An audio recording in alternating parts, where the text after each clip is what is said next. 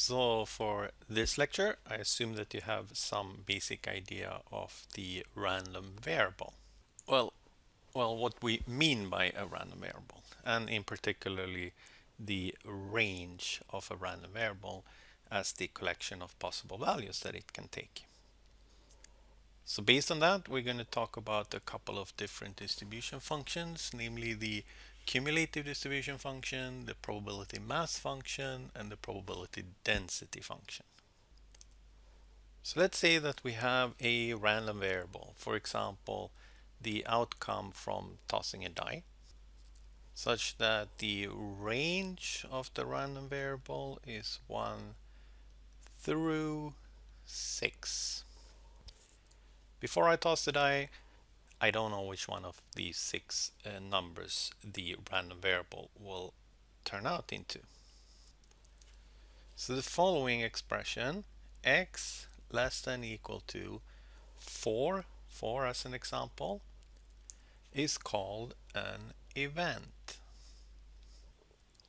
It's an event in the sense that it may either turn out to be true, and that will happen if I toss a die and it returns a number which is less than equal to 4, or it may turn out to be false. Of course, before I toss the die, I don't know if it's going to turn out to be true or false. However, in probability theory, we do assume that there is a specific probability for this event. So the probability of this event, tossing 4 or less, is denoted by P for probability, then you put the event inside the parenthesis, and then you end it. So this is a probability, and this is then a number between 0 and 1. If it's a fair die and each outcome is equally likely, then we know that getting a 4 or less is precisely 4 over 6 possible cases. 4 of them will result in the event being true, so this is 4 over 6 or 2/3. So in a more general notation, as capital X less than equal to X is also an event. It is the event that our random variable will give us a number which is less than or equal to small x, where small x can be any real number, not just necessarily 4, but any other number. So the probability of this event is then denoted by this. And this will now be a function of small x, because this probability, its value, will depend on which particular value I put in here on the right hand side. For a die, if I put small x equal to 4, it's 4 by 6. If I put small x equal to 3, it's 3 by 6, and so on. This function of x is a very important function in probability theory. So we give it a name. We call it the cumulative distribution function. And the typical symbol that we use for this function is capital F. And we know that it must depend on the small x value. So we have the following for the cumulative distribution function. If x is a random variable, any random variable, then for a given real number small x can be any real number, we define the cumulative distribution function of this random variable x precisely as the probability that this random variable will return a number that's less than or equal to this small value x. So in mathematical notation, f of x, capital F, is defined as the probability that our random variable x is less than equal to the real number small x. So moving on from the cumulative distribution function, let's now focus on discrete random variables. The definition of the cumulative distribution function is applicable to all random variables, but for now let's say that x is discrete. It's enough to, or I should say, in this lecture we'll just consider cases where the range of x is finite. So for example, the tossing of a die case example above was an example with a discrete random variable. If I have a discrete random variable, I can consider a new event, and this new event is with an equal sign. So this too is an event, and it's an event which we say is true if the random variable returns the particular value small x. Otherwise we say that it's false. Before the experiment we don't know if the event will turn out to be true or false. So before the experiment all we can talk about is the probability of this event. This too will be a function of this real variable small x, and it's very common to denote this one with small f of x as opposed to capital F of x for the probability that x was less than or equal to x. So if you do the die example again, then for example the probability that x is equal to 4, the probability that you will get a 4 when you toss a die is then, well, that's just one possible outcome over 6, so that's 1 over 6. But this small x value can be any real number, so it can also be something that's not in the range of x. So for example, the probability that I will get a 10 if I toss a die is then clearly 0. That's just not possible. This small f of x, the probability that we get exactly small value x, is called the probability mass function. So let's have a look at that as well. The probability mass function is only applicable to discrete random variables. It's only defined for discrete random variables. So if x is a discrete random variable, then I can pick any real number, small x, and define the probability mass function of my random variable x simply as the probability that my random variable x will take exactly this value small x. Mathematically, it's an equal sign. Small f of x is equal to probability x is equal to x. So for the die example, we have f of 1 equal to f of 2 equal to f of 3 equal to f of 4, which is f of 5, which is f of 6. These are all 1 over 6. The probability of getting a 1, 2, 3, 4, 5, or 6 with tossing a die, at least if it's a fair die, is precisely 1 over 6. And f of x is 0 for any other value of x if x is not one of these values 1 through 6. So if x does not belong to the range of our random variable. So let's emphasize this as well. If x is not in the range of x, then f of x is 0. The probability that our random variable will take the value small x must be 0 if small x is not in the range, because then that just can't happen. Finally, we have the concept probability density function, which is a concept that's only applicable to continuous random variables. So if we move over to that part, probability density function.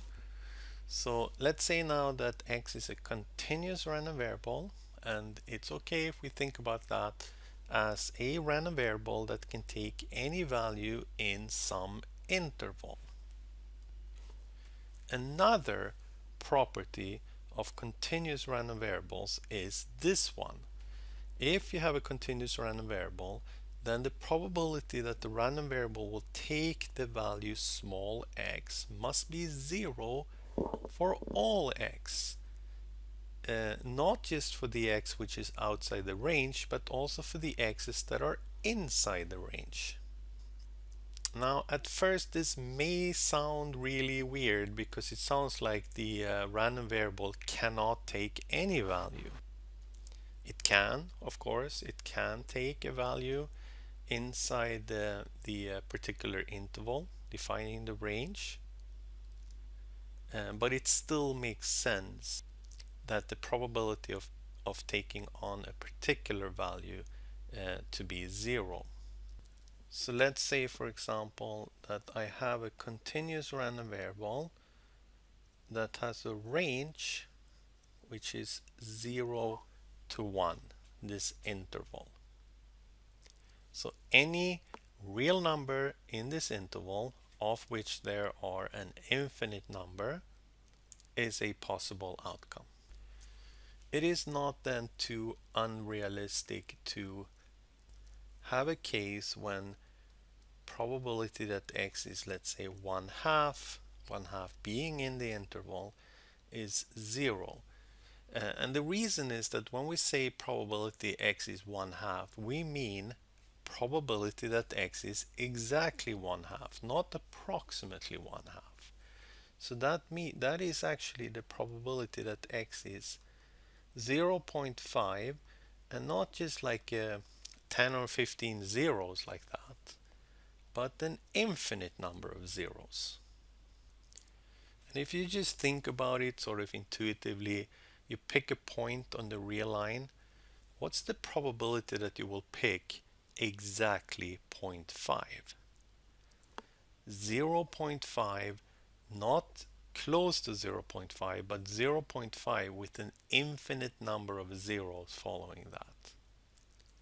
Well, unless there is some specific reason for picking exactly 0.5, it's quite reasonable to think of this probability as being 0. That means that the probability mass function that we define for discrete random variables is pointless for continuous random variables. There is no point defining a probability mass function because you would just have a function that would be 0 for every x. So instead, one defines something called the probability mass function. And for reasons that are historical, the notation is the same. So the probability mass function for a continuous random variable is also denoted by small f of x. But the definition is very different. And we define it as the derivative of the cumulative distribution function. It turns out that this definition is tremendously useful, and it turns out that this particular function, the probability mass function, is very, very useful in probability theory. Why that's the case we'll see in just a second, but for now let's summarize this, what we have said. So I have a continuous random variable. The probability that it takes a value exactly is 0. So we define the probability density function, PDF, instead, and that's now defined as the derivative of the CDF, the derivative of the cumulative distribution function. Well, it turns out that if you make this definition, and you have to then assume also that this derivative exists, that is, you have to assume that the CDF is differentiable, then you have the following result.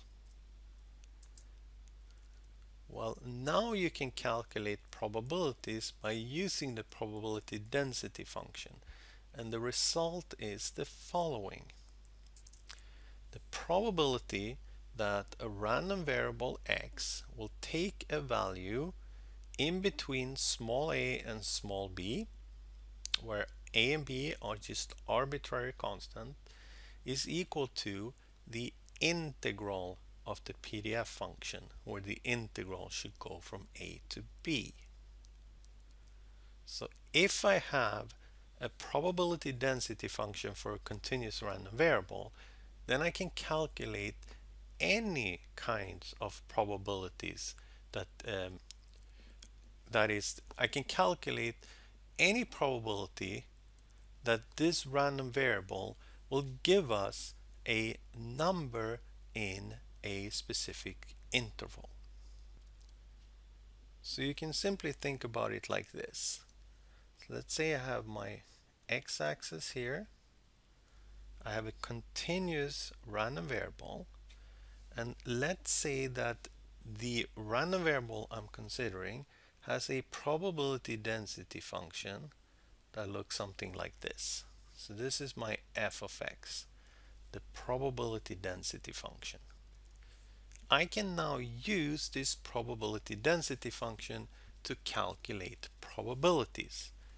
For example, if this is, let's say, 1 and 2, and let's say I want to figure out the probability that this random variable will give me a number in this interval between 1 and 2.